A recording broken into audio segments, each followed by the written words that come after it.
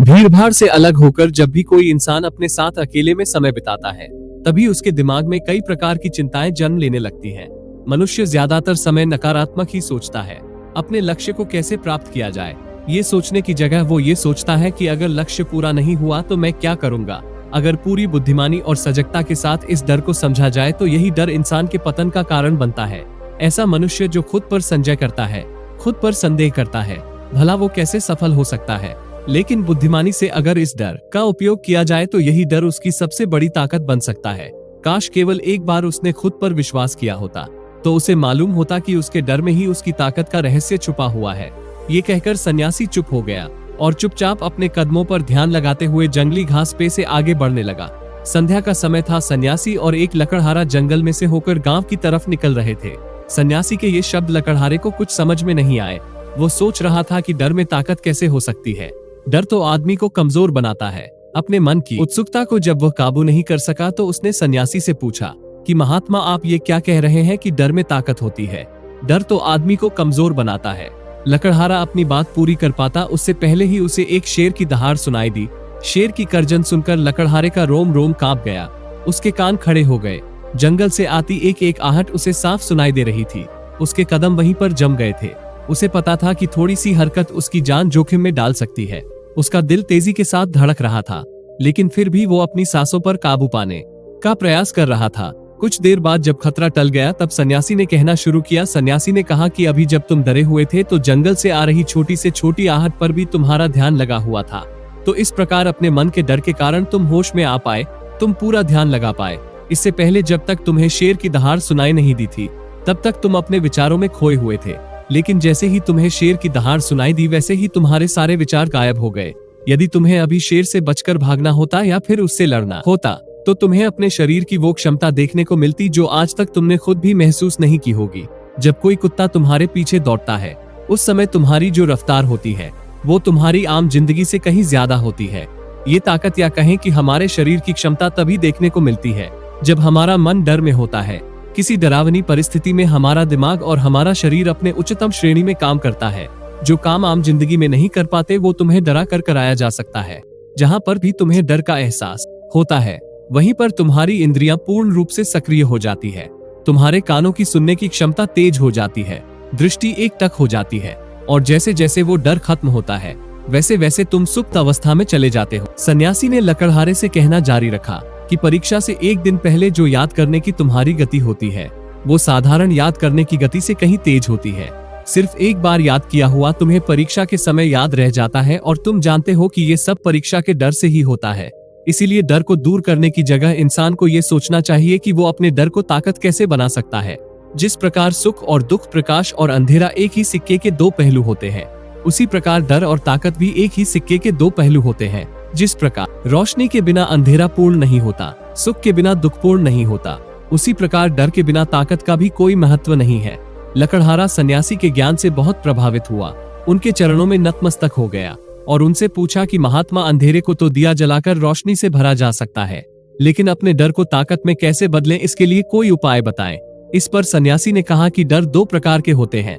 सबसे पहला मानसिक डर और दूसरा शारीरिक डर। सन्यासी ने लकड़हारे को समझाते हुए कहा कि मान लो तुम्हें जंगल से होकर गुजरना है और अचानक तुम पाते हो कि तुम्हारे मन में शेर का ख्याल आ गया। अभी तक प्रत्यक्ष रूप में शेर तुम्हारे सामने नहीं आया है, लेकिन शेर का ख्याल आने से तुम्हारे मन में एक डर पनप गया। अब तुम्हारा उठने वाला एक एक कदम उसी डर से अभिभूत होगा। हर समय तुम्हारे मन में यही ख्याल चलेगा कि कहीं शेर ना आ जाए। ये शेर सच में तुम्हारे सामने नहीं है, बस तुम्हारी एक कल्पना है। इसी प्रकार जो मनुष्य अतीत और भविष्य की चिंताओं में डूबा रहता है वो मानसिक डर का शिकार होता चला जाता है। इसीलिए ज्यादातर लोग अपने फैसले पर भरोसा नहीं कर पाते हैं और यही फैसले जो आधे मन से लिए जाते हैं मनुष्य के काम को पूरा नहीं होने देते। लेकिन ये भी सच है कि मानसिक डर के कारण ही इंसान अपनी तैयारी पूरी करता है। अगर तुम्हारे मन में शेर का ख्याल नहीं आएगा तो तुम शेर से सुरक्षा के लिए कोई भी कदम नहीं उठाओगे, लेकिन अगर तुम्हें शेर का ख्याल आ गया तो तुम उससे सुरक्षा के लिए कोई ना कोई तरीका जरूर अपनाओगे। तो इसीलिए मानसिक डर बेकार नहीं होता, वो आपकी सुरक्षा को और ज्यादा मजबूत भी करता है। लेकिन समस्या तब शुरू होती है जब आप चाहकर भी कुछ नहीं कर सकते, लेकिन उसके बावजूद आप मानसिक डर झेल रहे होते हो। उदाहरण के लिए कुछ मनुष्य हमेशा ये सोचते रहते हैं कि उन्हें कोई बीमारी ना हो, कहीं उनके साथ कोई दुर्घटना ना घट जाए, कहीं उनके साथ कोई धोखा ना कर दे। लेकिन इन सब घटनाओं पर उनका कोई जोर नहीं होता है, ये उनके हाथ में नहीं होता है। अगर दुर्घटना होनी होगी तो होगी ही, अगर बीमारी होनी होगी तो होगी ही। अच्छा खान पान और अच्छी दिनचर्या का पालन करने के बाद भी अगर कोई मनुष्य बीमार हो जाता है तो ये उसके नियंत्रण के परे की बात है। अपनी तरफ से उसने पूरी कोशिश की और यही उसका कर्तव्य था। जो घटनाएं इंसान की पहुंच के परे होती है वो उनसे भी परेशान होता रहता है, उनसे भी उसका मन घबराता रहता है और यही मानसिक डर उसके पतन का कारण बनता है। और यही मानसिक डर अगर सही तरीके से इस्तेमाल किया जाए तो मनुष्य समझदार और अनुभवी कहलाएगा। जो इंसान ये सोचता है कि कांटे सिर्फ दर्द देने के लिए ही बने हैं, वो ये भूल जाता है कि कांटे ही फूलों की रक्षा करते हैं। इसी तरह एक ज्ञानी मनुष्य किसी भी चीज का उपयोग अपने सकारात्मक तरीके से कर सकता है, लेकिन एक अज्ञानी मनुष्य अपनी अज्ञानतावश उन चीजों को भी छोड़ देता है जो उसके लिए उपयोगी होती है। अगर किसी मनुष्य को अपने मानसिक डर को ताकत में बदलना है तो उसके कुछ नियम है, कुछ उपाय है। सबसे पहला उपाय, अगर हम अपने जीवन में अपने विचारों का निरीक्षण करेंगे तो हम पाएंगे कि ज्यादातर विचार हमारे काल्पनिक होते हैं और इसीलिए जो डर उन विचारों के कारण पनपता है वो भी काल्पनिक होता है। ज्यादा सोचने वाले लोगों को जब सोचने से कुछ नहीं मिलता तो वो बेकार की बातों को सोचने लगते हैं और वो बेकार के विचार उसे तो परेशान करते ही हैं, साथ के साथ उसके परिजनों को, उसके सगे संबंधियों को भी परेशान करते हैं। इसीलिए ज्यादा सोचने वाले लोगों को ये समझना चाहिए कि मन में उठ रहे तमाम विचारों में से काम के विचार कौन से हैं और बेकार के विचार कौन से हैं। जो निरर्थक विचार हो उन्हें दूर कर जाओ और जो सार्थक विचार हो उनको गहराई से सोचना शुरू करो। तभी तुम्हारी समस्याओं के, तुम्हारी उलझनों के उपाय निकलेंगे। मानसिक डर को दूर करने का दूसरा उपाय है उसका सामना। तुम शेर के डर से अपने घर पर नहीं बैठ सकते हो। इसी प्रकार मनुष्य के जीवन में बहुत सारे डर होते हैं, जैसे कि परीक्षा का डर, लक्ष्य ना पाने का डर, झूठ बोलने का डर, सच के पता लग जाने का डर, अपनों को खो देने का डर, दुर्घटना हो जाने का डर। लेकिन जैसे जैसे समय के साथ इन डरों का सामना किया जाता है वैसे वैसे ये डर जीवन से दूर होते चले जाते हैं। अगर तुम इनसे बचने का प्रयास करते हो तो ये जीवन भर तुम्हें सताते रहेंगे। ये तभी दूर हो सकते हैं जब तुम इनका सामना करो। कुछ लोगों को तो दूसरों के सामने खुलकर बात करने में भी डर लगता है।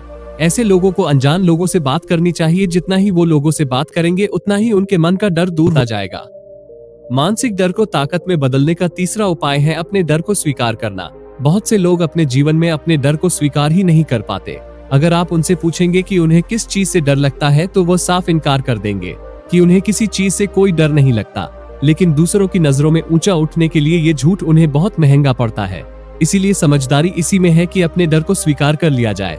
अगर आपको किसी चीज से डर लगता है तो किसी से शर्माने की या झिझकने की जरूरत नहीं है। हर इंसान को किसी ना किसी चीज से डर लगता ही है और आप पाएंगे कि जैसे ही आप अपने डर को स्वीकार करते हैं वैसे ही आपका डर खत्म होना शुरू हो जाता है। और जितना ही आप अपने डर को छुपाने की कोशिश करेंगे आपका डर उतना ही मजबूत होता चला जाता है। ये सारे तरीके तुम्हारे मानसिक डर को दूर कर सकते हैं, लेकिन शारीरिक डर को दूर करने के लिए तुम्हें दूसरे तरीके अपनाने होंगे। सबसे पहले ये समझो कि शारीरिक डर कौन सा होता है। मान लो तुम किसी जंगल से गुजर रहे हो और अचानक तुम्हारे सामने शेर आ जाता है।